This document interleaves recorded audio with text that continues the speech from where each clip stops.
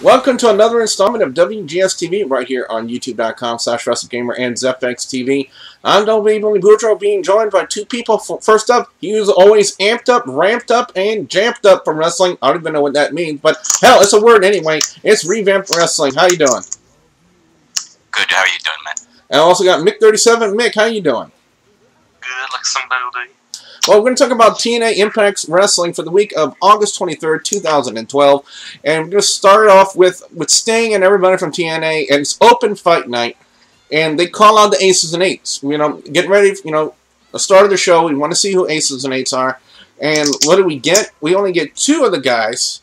And they pretty much basically got pwned, more or less. And that's what happened. And the guy in the blue flannel, bloodied lip and all, said that TNA was going to be in for a long and painful night.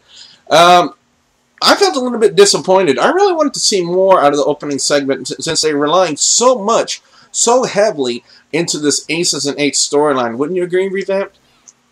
Yeah, but I kind of liked it at the beginning because it was kind of like they weren't really in the Aces and Eights as of yet. And that beatdown just after that little segment when he was bleeding it and everything. I kind of like that was kind of showing a little bit more from them, from the Aces and Eights, kind of saying we can take a beating and you guys can't. So I like that a little bit. From looking at the guys' faces, I couldn't recognize them. So they must be.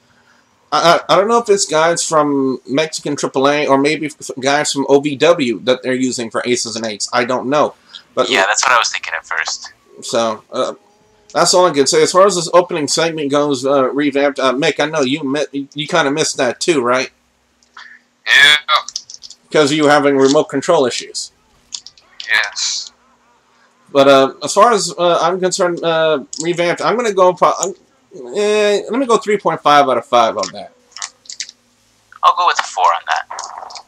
Then next up, we had...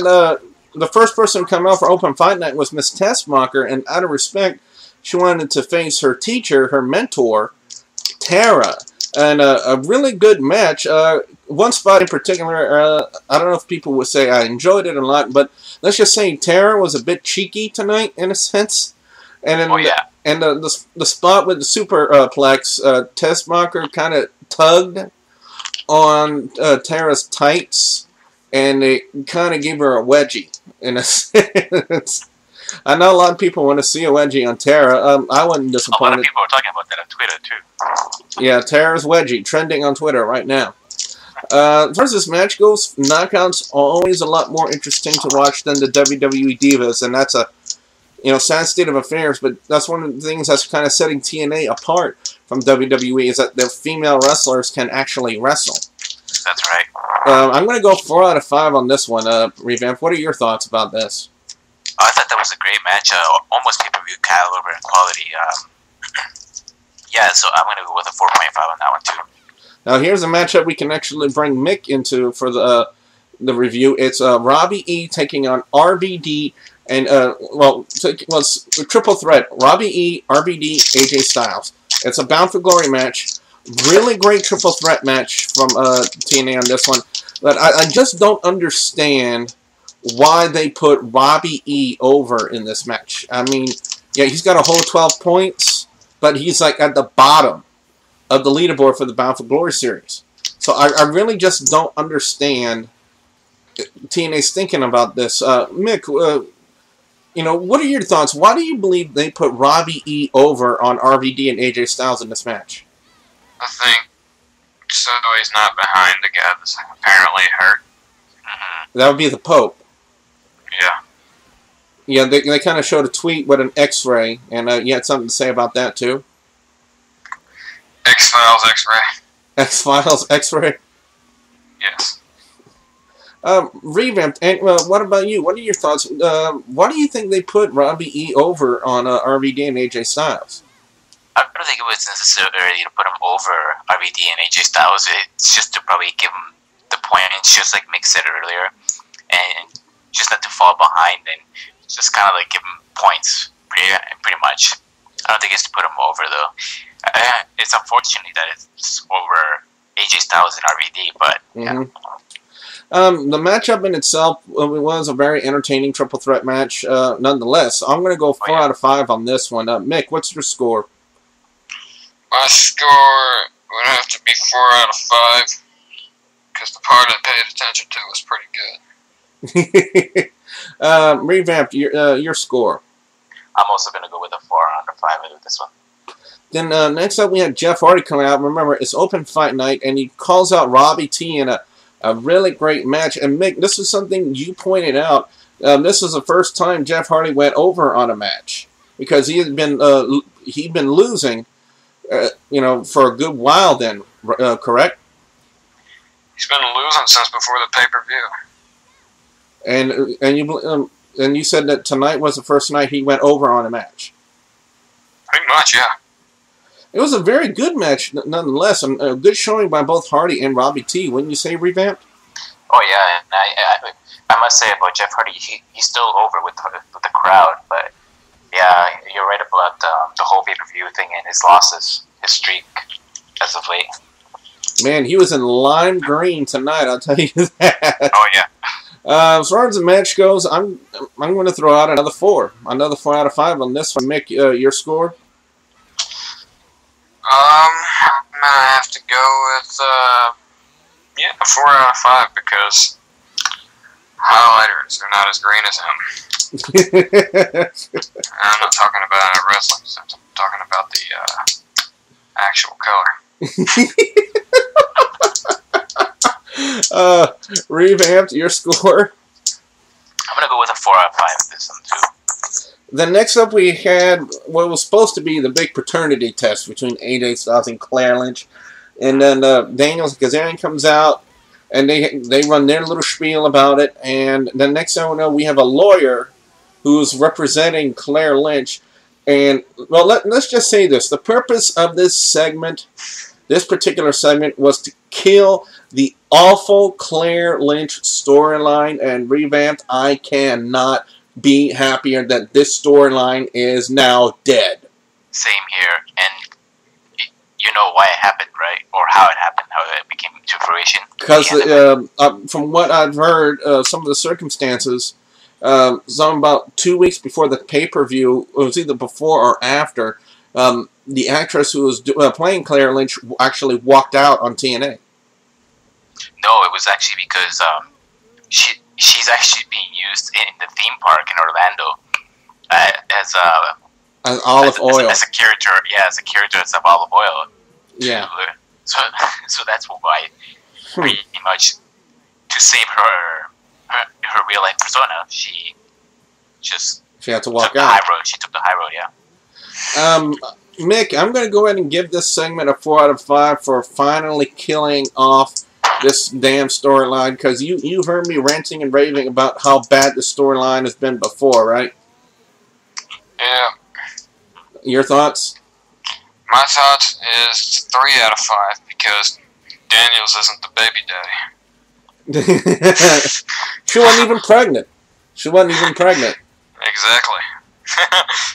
Revamped, your thoughts and your score? I am so glad that they killed this storyline finally too, and I'm going with a 4 out of 5, just because they killed it too. Yeah. And now we're going to go to the awful point of the night for TNA and Impact Wrestling this week.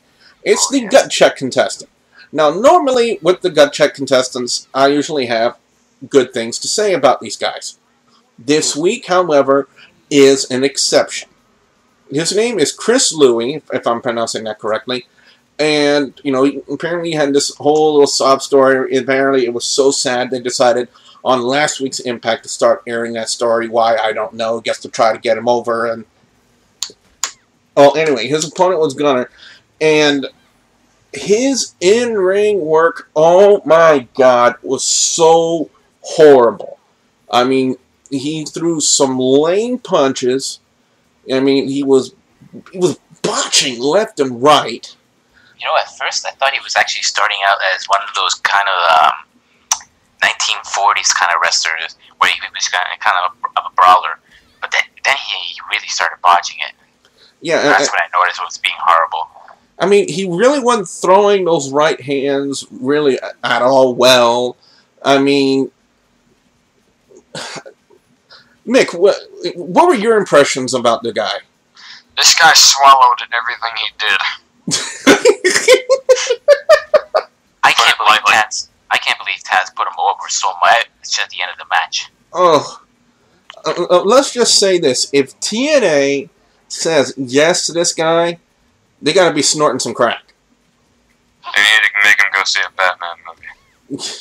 I mean, he botched up. The finish was supposed to be the F5 from Gunner. How horrible was that? And normally Gunner can pull off a pretty good F5, but apparently with this guy, Chris Louie, he just couldn't do it. I mean, this guy just had sloppy in-ring work. I mean, just a splash off the top rope. That was. I don't know. It looked kind of slow-mo. Yeah, it did to me as well. I mean, all right. So if we were the three judges, we would all agree on saying no to this guy. Yes, on the no. This guy's worse than backyard wrestlers. Yeah. So I'm worse than a CCW wrestler. Well, some of them can make it, but most of them can't. Yeah, I agree. well, whatever. This guy needs to go back and get some more training because there's just something about it. You know, he's just not TNA level, and that's really saying something. I mean, you got to be on a certain level to be in the ring, whether it be in the independents or on TV, whether it be on TNA or WWE. This guy should not even be in the ring. He's green as grass. He's greener than Andy Levine. Let's just say that. He's greener than Hardy. God, he's greener than, yeah. You can't put it any blunter than that. And when we're talking about Hardy and blunts, never mind. 2 out of, I got to go 1 out of 5 on this one. I have to go 1 out of 5 on it. I mean, the matchup was bland. Chris, you know, you got to praise Gunner. You know, he tried his best with this kid, you know, to work the match as best as he could, and it was just bleh, is all I can say. That's really, so I got to go 1 out of 5 on this one. You know, just to give it to Gunner for trying his best with this green as grass kid. Mick, your score? This guy got a 1 out of 5 because he blows. Revamped. What about you? Yeah, I'm going to go with a 1 out of 5 on this, just because, well, the 1 out of 5 goes to Gunner because he basically carried him up through the whole match. Yeah, I have to agree. And like I said, if for some reason TNA, yeah, but if TNA says yes to this kid, I'm like, okay, I'm done with TNA because the guy was horrible. I thought at one point they were going to go to commercial and maybe the match was going to be better when they came back. Well, let's just say this, Chris Louie, don't give up your day job. That's all I'm saying. You know, I don't want to be rude to you, buddy, but you know, you had the chance to pick up the ball. If it's true, it's sad, but yeah. Yeah, if it's true, yeah, it is sad, but you know, TNA gave you the ball and you dropped it. That's all I can say. You know, maybe it was nerves. You know, maybe he was nervous being in front of a big crowd like he was in TNA, and maybe the nerves got to him. You know, maybe usually his in-ring work may be better. We don't know because this was the first time seeing the kid. But it would be worse than in the WWE showing then. Yeah, I mean, wow. I'm just trying to get inside the head of the kid. You know, trying to figure out, you know, why he was so horrible. You know, because you know. Maybe he was just really too into it. Something funny, Mick? Why are you so horrible? Yeah, exactly. I love it. Why are you so horrible? You know, maybe it was the nerves. You know, maybe he was nervous and he just dropped the ball. So, next up, Mr. Anderson came out and called out Bully Ray, and this one was actually a really good match. That was actually quite interesting. Bully Ray always in good shape. You know, probably I would have to say Revamped, probably the best shape he's ever been in his career. Oh hell yeah! Especially since he was in ECW when he was like almost twice that size he is right now. It just seems like he's getting better and better and better, even on the mic. Oh yeah, Do you know who I am with my Twitter machine? Great match with Anderson and Bully Ray. Can't say anything bad about this match, honestly. I got to go 4.5 out of 5. I thought it was really, really good. Oh, yeah, I totally agree with you. You going to go at the same score, Revamp? Yes, yes. Mick, your score and your thoughts? Same score. And they both pulled some pretty good stuff, but the whole falling on the face thing was kind of awkward. Yeah, that at one was point, kind of weird, yeah. Yeah, the spot, it was, Anderson had him, Bully Ray up for a fireman's carry. It looked like he was going to try to go for that Green Bay plunge, which is that roll through into a slam. And it looked like, I don't know if Anderson lost his footing or something, but he just ended up falling face first on the mat while he had Bully Ray up on his shoulders. I don't know what that was about. I don't know if that was the spot that was called or something was messed up. I'm not sure. Now we come to the Riot portion of the evening. You know, basically Aces and Eights versus TNA. I gotta go. Well, Mick, I want to go with you first. Your thoughts about this whole battle that happened between TNA and Aces and Eights? It was awesome. Finally, they're rioting again. That's like the best show they ever did back when they rioted the first time. Oh, yeah, I remember that one, too. I mean, Hogan was there. Well, Hogan, we were wondering where James Storm was. Apparently, he was there. Hogan was backstage with Storm and AJ Styles. He had three other members. Ace and Eights were getting pwned left and right during the night. I mean, at one point, there was a spot backstage where Sting was distracting them. And next thing you know, threw a bat to Hogan. Now, let me just say this. All right, for the three guys who were staring at Sting, saw Sting throw a bat to someone behind them and didn't have the common sense to turn around and see who had the bat. I mean, I don't know what else to say about that except, yeah, that's just blatant stupidity. Or yeah, I kind of didn't notice that myself, though. I mean, Mick, you had something to say about that when you saw that? Okay, when somebody throws a bet behind you and you don't hear it land, that usually means somebody caught it. Oh, man, but, so basically now we're thinking there was hardly any members of Aces and Eights left, but then now we get the sudden realization that there are a lot more members of Aces and Eights than we thought. And poor Austin Aries, he was the victim. Apparently they brought a guardrail into the ring, and they wedged his arm in between it and took a steel chair and whacked his arm, and I guess possibly breaking his arm, kayfabe. And yeah, I had to throw the kayfabe in there, or else somebody would give me a comment that I'm a mark who actually believed Austin Aries had his arm broken. Then next thing you know, Bully Ray comes in with a chain in his hand and clears out the rest of the ring from Aces and Eights. And apparently it looks like the main guy behind Aces and Eights right now, from the way it looked, if I can describe the way his body looked, it looked like a short, fat guy. From the way it looked, didn't it, Mick? Chuck Palumbo. Chuck Palumbo? It was just I'm wrong. If that's Maybe Chuck, he gained weight. yeah, that really is Chuck Palumbo, man. He certainly let himself go. Thoughts on the fight? How would you guys score that? I want to start with Revamped. How would you score that fight between Aces and Eights and TNA? Well, myself, I would score that 4.5 out of 5. Even the crowd was way too into it as well, so I'm pretty sure the Aces and Eights had something to do with, what was the name of the Festus in Straight Edge Society with CM Punk? I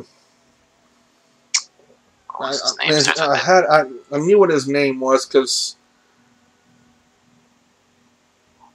well, I'm pretty sure it'll come to us at a later time. I'm pretty sure he's involved in the Aces and Eights and Luke Gallows. Luke Gallows. Yes, Luke that's Gallows. it. And the Briscoes. The Briscoes? The Briscoes.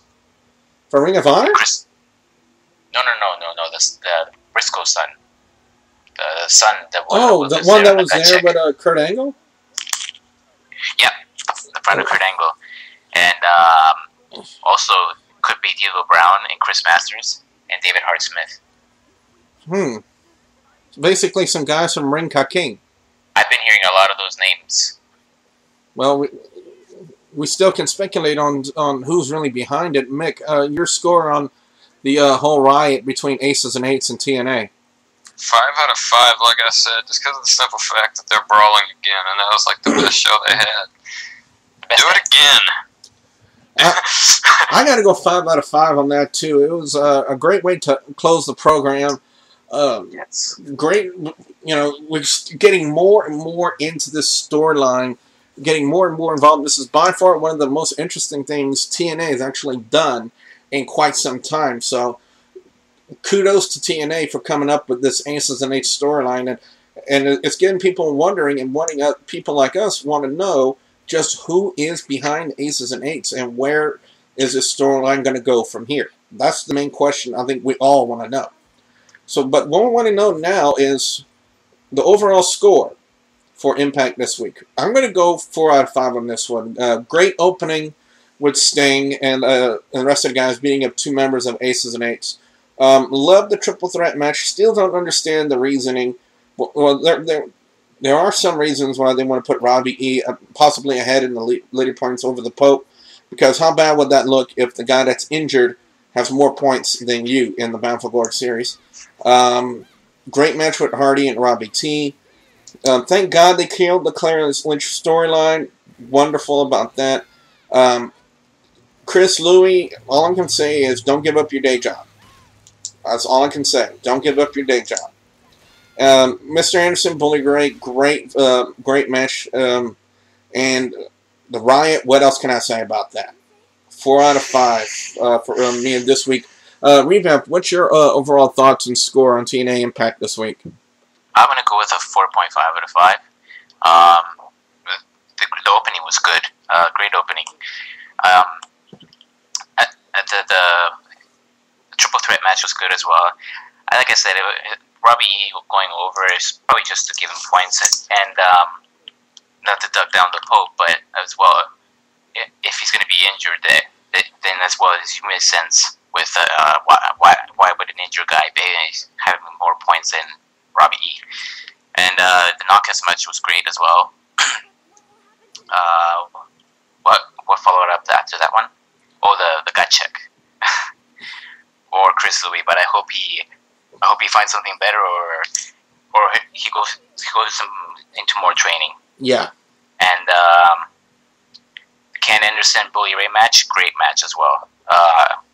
Interesting note about that match. I forgot to mention that Anderson actually pulled out the Kenton bomb. Oh yeah, I hadn't seen that in a while, and I saw that too. So it was good to see that again. Yeah. And so that match was good too. And the ending, greatest ending on Impact in a long time. I'm going to go with a 4.5 on the whole show. All right, Mick, your overall score and thoughts on Impact Wrestling this week? 4 out of 5 because it was all in all a great show. And Louie learned how to wrestle. That's all. Oh, man. So what would I know now from you guys, the viewers and subscribers, your thoughts on Impact Wrestling this week? Do you agree with our ratings, or do you have a different rating? And if so, please tell us why. Put your comments in the comment section below. I look forward to hearing from you guys and interacting with you guys on your thoughts on Impact this week. Don't forget to like and favorite this video. And don't forget to check out, alright, stay with me, guys. YouTube.com/WrestleGamer. YouTube.com/ZepXTV Network. And be sure you guys go over to Revamped's channel at YouTube.com/RevampedWrestling HD. Is that correct? Yes. So, for Mick37 for Revamped Wrestling, I'm Double B Billy Boudreaux saying thank you very much for watching. Peace out.